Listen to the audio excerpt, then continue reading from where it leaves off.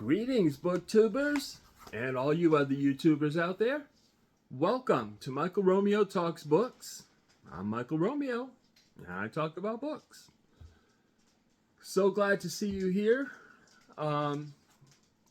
If you're new, welcome. So glad to have new people popping up. If you're a subscriber, thank you for subscribing and supporting the channel. And anybody in between, if you're just viewing and you come here a lot anyway, go ahead and hit the subscribe button if you haven't done so already. And today's topic is, it's going to be a two-parter, because if I did it as one, it'd be a very long video. So I'm breaking it up into two parts. This is part one. We're going to talk about my 20 favorite popular authors of the 20th century. As many of you know, and it's in my channel description, the 20th century is my passion. I love the novels of the 20th century. I think some of the best ones, some of the best books ever written came out of the 20th century. And Toffee's here to say hi. Want to say hi, Toffee? Come on, look at the camera and say hi to everybody. Ooh, there we go. You need to go to the groomers. We can't see your eyes anymore. Okay. So, my 20 favorite popular authors of the 20th century, and we are starting off with 10. And then in a couple of days, I will put up the second 10. 10 plus 10 is 20. I passed math in school. And we're going to start off with one of my favorite authors of all time. And these are in no particular order. You know, it's not like my number one author is going to be the last one and it's going to be this big reveal. No, it's just 20 authors in any random order. But James A. Michener is one of my favorite authors. I've read lots of his books. I haven't read them all. James Michener was born in 1907. He was with us until 1997. That was 90 years. He's 90 years old. And what's on my shirt that's so interesting? Okay. One of the fun facts about James Michener, he didn't start writing until he was 40 years old. He had his first book published when he was 40 years old. Okay, got that? In the 50 years from the time he started writing to when he passed away, he wrote 50 novels. That was an average of one book a year. And those of you who have read James Michener know that the majority of his novels are mega chunkers. I'm talking, they go on for lots of pages. He wrote some short ones, like The Bridges at Toko-Ri, which was the first one I ever read by him. I read it in high school and thought it was absolutely awesome. Still enjoy it to this day. I've read it a number of times.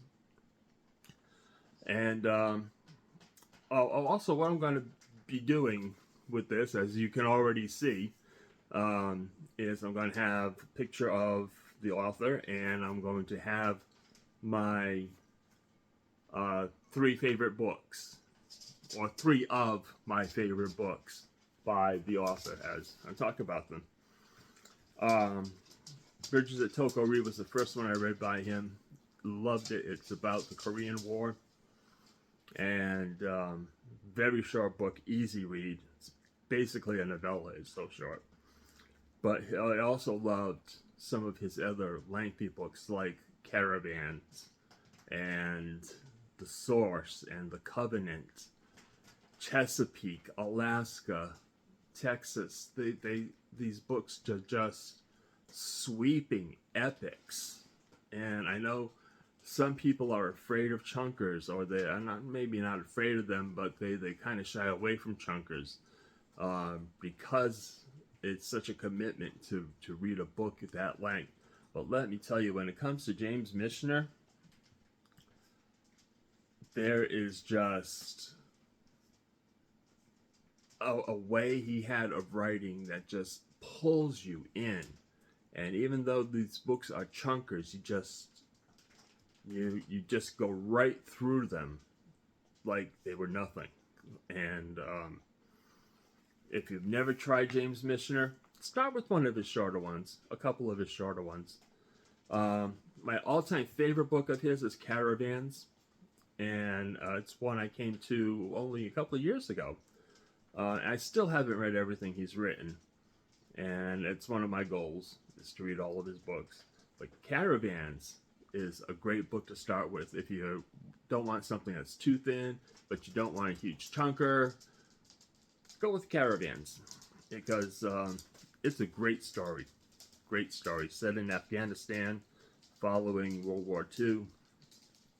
And it's just a great read. So moving on from James A. Michener, we go on to another great author, Leon Urus. Leon Urus was born in 1924, passed away in 2003.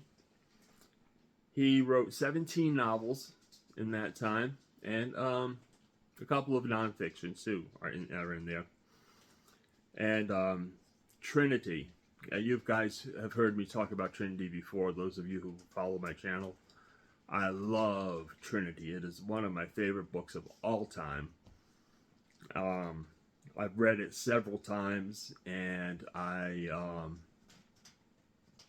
read it again. As a matter of fact, I acquired it on Audible, and I just haven't gotten around to listening to it yet. But the reader has gotten great reviews on Audible.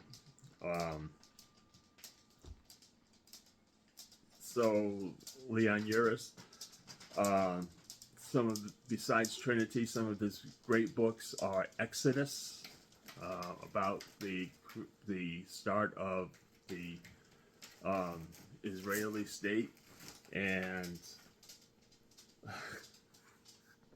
oh, pets. I have so many pets, and they make all these noises while I'm trying to record. But anyway, just ignore all the noises. It's just the pets doing things. Exodus, as I said, is a great novel. Armageddon, about the rebuilding of Berlin after World War II. Just QB7, awesome novel about a war crimes trial. And just his books are just like Michener. They're chunkers, but they are such easy reads because they're so riveting. They carry you along, and the reading requires no effort on your part because it carries you along. Here comes Toby. Toby's coming to say hello. Yeah. Say hi. Hi, Toby. You want to just settle down there? Okay. Moving on to number 3, Jacqueline Suzanne. Born in 1918, she passed away in 1974 at the young age of 53. And she only wrote 6 books, and I have just finished the 6th book. Actually, it was her first book. I ended with the first book. And she was a wonderful writer, wonderful, entertaining, popular writer. She is not a literary writer, but her books are just fantastic. She has her own style of writing that I don't think anybody else ever captured. Although she opened up the way for other writers like Judith Krantz and Jackie Collins and other writers who, yes, I'm talking about Jacqueline Suzanne, yeah. And she just wrote, the one I just read was the one about her puppy. Yeah, yeah, you know that, yeah, because you followed it with me. Um, there you go. Uh, her first book was a memoir about um, her passion for her French poodle. She got it as a puppy, and I think it was 1953 that she got the puppy. Uh, and it's just the joy of owning a French poodle. And the book is just an absolute delight to read. Loved it. Valley of the Dolls, one of my favorite books of all time. It was her first novel, and people think it's trash. Some people who've never read it think it's trash. Read it. Read it. It is such a good book. Followed by The Love Machine, which is another Valley of the Dolls type thing, except Valley of the Dolls is mostly about Hollywood and Broadway, and The Love Machine is about television. And Once Is Not Enough, which I just read this month, is just, it's another great one right up there. If you wanted to read a book about the 70s, the early 70s, and what life was like, what culture was like, don't go to a nonfiction book. Go to Once Is Not Enough by Jacqueline Suzanne. It has the 70s vibe all through it. Okay? Now I was a kid. I was like 9, 10 years old in the early 70s. So I was just old enough to know some of what she was talking about, but definitely not everything. It just a great book. Then she, just before she died, she published Dolores, which was a novella, loosely based on the life of Jackie Kennedy Onassis, and it is just a wonderful read. It's very short, but just a great character study on an amazing woman. And then they published a book that she never was able to get published. It was actually the first book she wrote. It was a science fiction novel called Yargo. But back then, as it is still somewhat today, women, for some reason, are not taken seriously when it comes to science fiction. There are the exceptions like Octavia Butler and Ursula K. Le Guin and some others, but how often do you see a sci-fi book written by a woman? And back in the 50s, it was nearly impossible for a woman to get a sci-fi book published. And it wasn't until she died that her publisher found a copy in his filing cabinet. I don't know how convenient that was. But it's a book called Yargo. It's campy. It's silly. It is joyful. It's just a lot of fun. A woman gets kidnapped by an alien and goes on a grand tour of the planets with this very handsome, very charismatic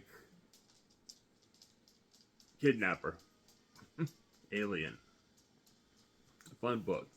Yeah, that's all of Jacqueline Suzanne. She was a wonderful writer. I would love to have seen what else she would have done if she hadn't died so young. What other books she had in her. Next on the list, number 4, everybody knows Dame Agatha Christie. Agatha Christie is just a joy to read. She was born in 1890 and died in 1976, a British author. Author of mysteries, predominantly. Okay, you ready for this one? She wrote 80 novels. 80 novels in her life. That's a lot of books. My favorites include Crooked House, which was her personal favorite, and for good reason. It is a wonderful book, a mystery about a murder that has a good surprise ending, a bit of a troubling surprise ending, too. There was also the murder of Roger Ackroyd, which a lot of people accused her of cheating. The reader, come on, honey. We got another visitor. Here's the baby. Yeah. A lot of people accused her of cheating because of how she wrote the mystery and who ultimately was the culprit. I love this book because of all the Agatha Christie books I've ever read. It is the only one where I figured out who the culprit was before the reveal. And I think she was brilliant at what she did. I thought she was absolutely brilliant. It's like, that is one of the most creative, pulled the rug out from under the reader's feet that I've ever come across. But she was a great writer. Some of her books are a little, they got published because she was Agatha Christie. But most of her books are just wonderful. Just wonderful. Number 5, I've got Raymond Chandler, an American author who was big on the hardcore detective of the 40s and 50s. His main character was Philip Marlowe, who was just this tough guy detective who just steals the show in every one of the books. Chandler was born in 1888 and lived until 1959. And just some of his books that I thought were wonderful are The Lady in the Lake and Playback, and just I loved every one of them that I read, everyone. And I think I've read all of them except for the one that was published posthumously. It was actually an incomplete novel that in the 80s was finished by Robert Parker, who was another mystery writer. I haven't read that one yet, and I'm not sure about that one because it was started by Raymond Chandler, finished by another author, and I'm kind of on that one. I may read it at some point. It's called Poodle Springs, so I may have to read it just because of the name, because poodles are second best to Yorkshire Terriers. Okay. Following Raymond Chandler, we have another hardcore detective writer, and that's Dashiell Hammett, born in 1894. He died in 1961. He wrote 6 novels, which is not, that's the same as Jacqueline Suzanne. It's not a lot. But he wrote 82 short stories, and I've been working my way through the 82 short stories for quite a while. I've got a volume that is the complete collection of his short stories, and I've read most of them, and they're great. He was just a brilliant master of the short form, and they're really worth it. If you come across a copy, get it in the ebook because otherwise it's going to be just too big to handle. I've got an ebook of it, of the complete short stories of Dashiell Hammett. Just grab it up. It is totally entertaining. And then number 7, James Clavell, an Australian writer. Australian/British writer, born in Australia and moved to Britain. James Clavell was born in 1921, was with us until 1994. wrote some amazing books. He wrote what's known as the Asian Saga, which is, of course, Shogun, Taipan, Gaijin, Noble House, which is an amazing book. Whirlwind, just he is another one of those chunker writers. But even though they're chunkers, you just sail through them because they're so captivating. Shogun is one of the best books ever written. It transports you to another time, another world, the world being Japan in the 17th century, if I remember correctly. It doesn't matter because in Japan, the measuring of time and such was different than what the Western world had. And just a great book. Then you have Taipan, which is about the starting of Hong Kong as a port of trade, and how the West just took Hong Kong from the Chinese, basically.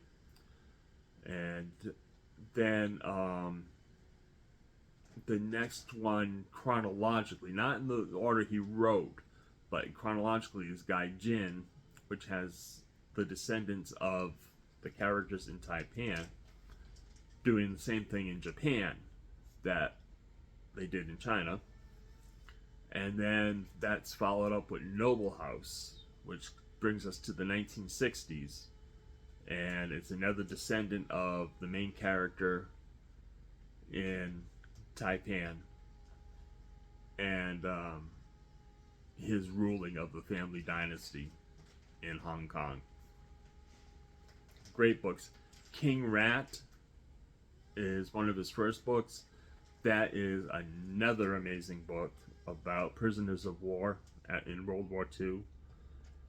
And he wrote some screenplays. He wrote the screenplay for To Serve With Love, a classic movie from the 1960s. If you've never seen it, it's a must-see movie. And he wrote some children's books. Altogether, he wrote 9 books. And just a great, great author. Number 8, of course, he had to be on this list, is Stephen King. Born in 1947, still with us and still writing. He is up to, are you sitting down now? He's up to 83 books. Okay, that's 3 more than Agatha Christie wrote in her entire life.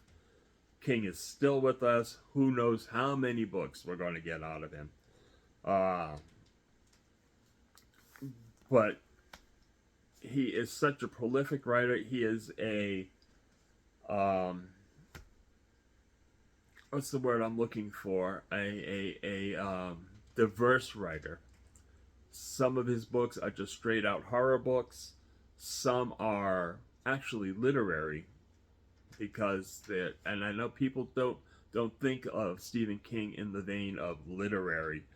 But some of his books are. It started with Different Seasons, was when he first made that departure from horror into another kind of writing.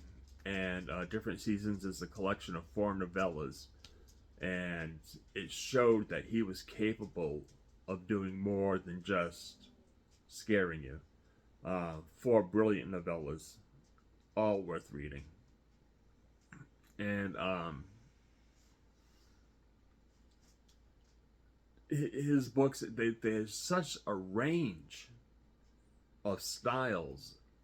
I love Dolores Claiborne, when he committed to, he's criticized many times for not knowing how to write women.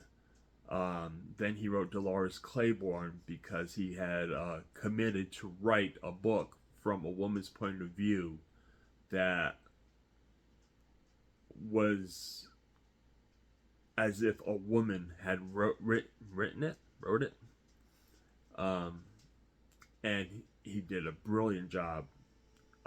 When he set his mind to that, he fixed the errors and wrote an amazing book about a strong woman lead character and her dealings with an abusive husband and other aspects of life, all told through her viewpoint. Great book.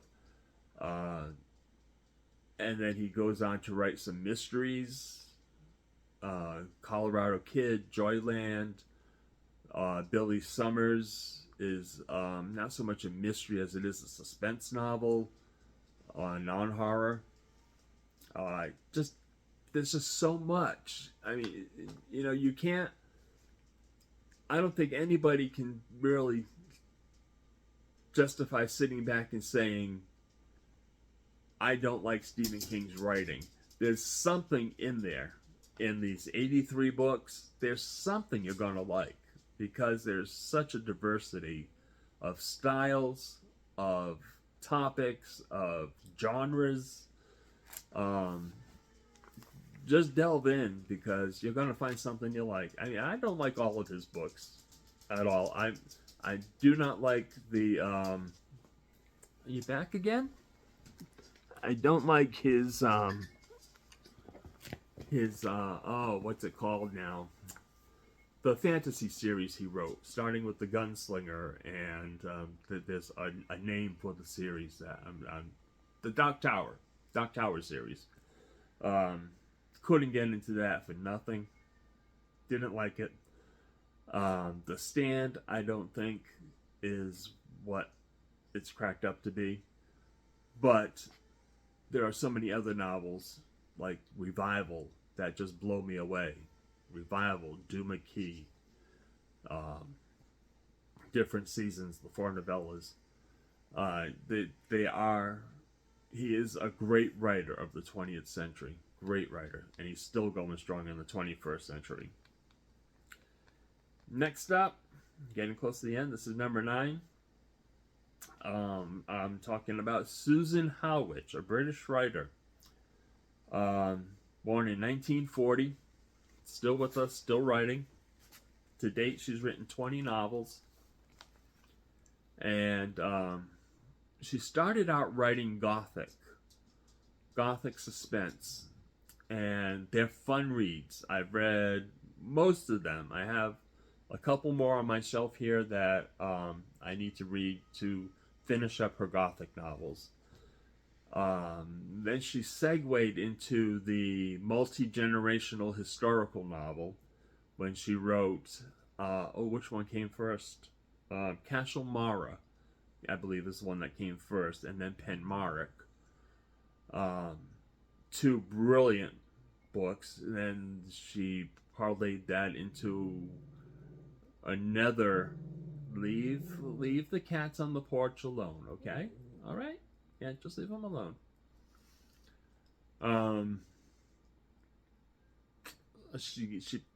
A book called The Rich and Different, which is, I love this. It is the life of Cleopatra told in the 1920s.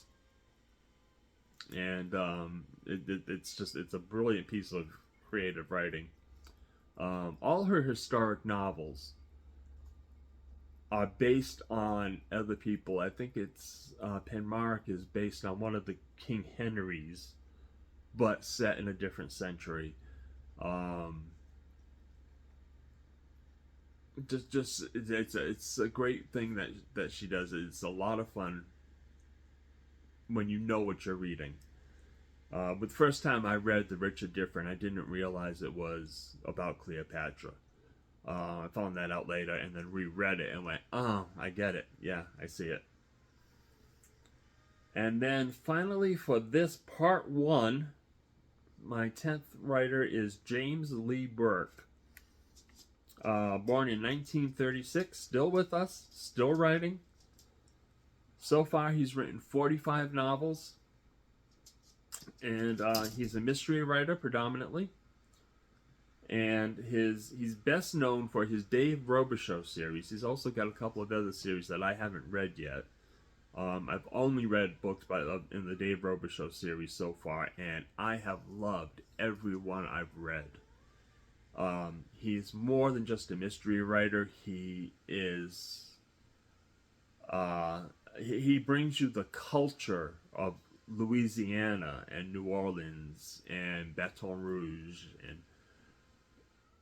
and the characters are vivid.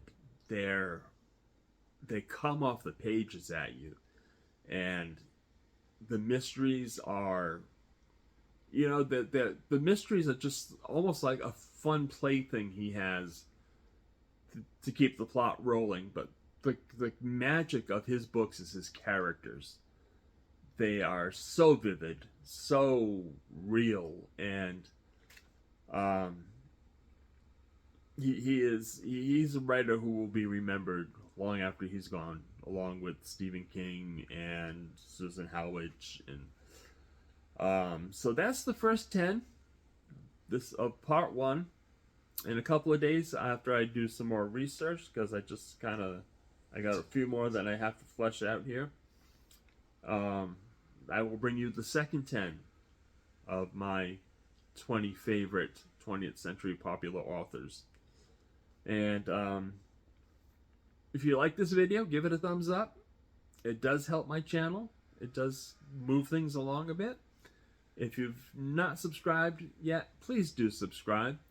Again, it helps my channel, and it doesn't cost you anything. It just gets you notifications when I post something new.